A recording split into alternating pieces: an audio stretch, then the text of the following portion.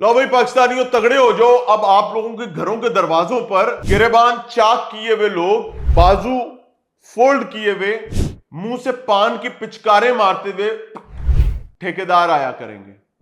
और अब वो आकर आपका दरवाजा धाड़ धाड़ धाड़ धाड़ धाड़ धाड़ पीटा करेंगे और आपको आवाज लगाएंगे। आप समझिए केबल आ रहा है, नहीं भाई, वो आपसे कूड़े का टैक्स लेने आएगा और वो टैक्स देना लाजमी होगा। पूरी तफसील आपके सामने रखने जा रहा हूं कि किसने कितना टैक्स देना है।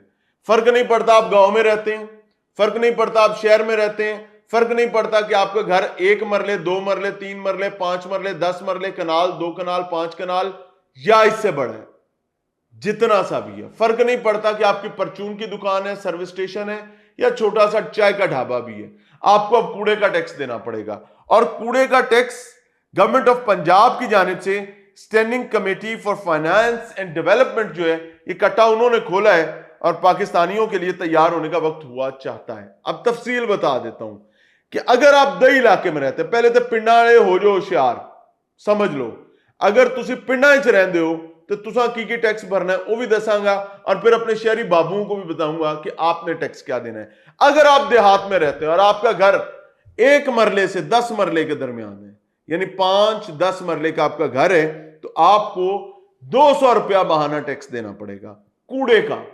उठाए नहीं उठाया, लगाए नहीं लगाए, पावे बूहे तपे है, 200 रुपया आपसे देना है। अगर आपका मकान, आपका घर 10 मरले से 1 कनाल तक है तो जनाब आपने 400 रुपया देना।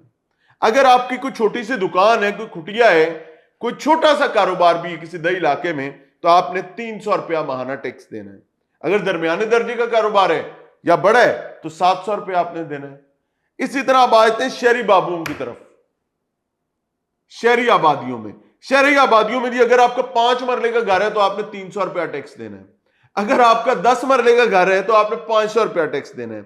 अगर 1 कनाल का घर है, खुश नहीं हो, आपने भी टैक्स देना। आपने देना 2000 रुपया, सीधा 2000 रुपये। कहानी हजारों में जा रही है जैसे जैसे ऊपर जाएंगे। अगर आपका 1 कनाल से बड़ा घर है, क्योंकि देहातों में बड़े घर होते हैं, खुले घर होते हैं, ढारियां होती हैं, तो भाईजान आपने देना है 5000 रुपया टैक्स हर महीने। चुपो और चुपो।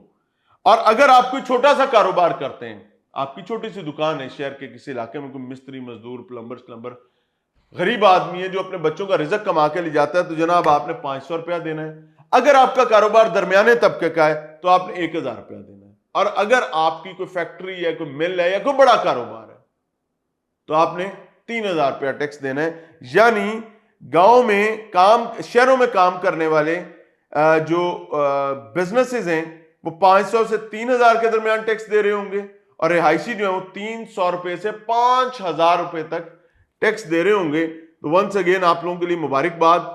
लेकिन अल्लाह से मेरी दुआ ये है कि वो जो पान की पिचकारी मारने वाले गुंडे हैं, ठेकेदार के लौंडे लपाड़े, अल्लाह करे कि ऐसा ना हो।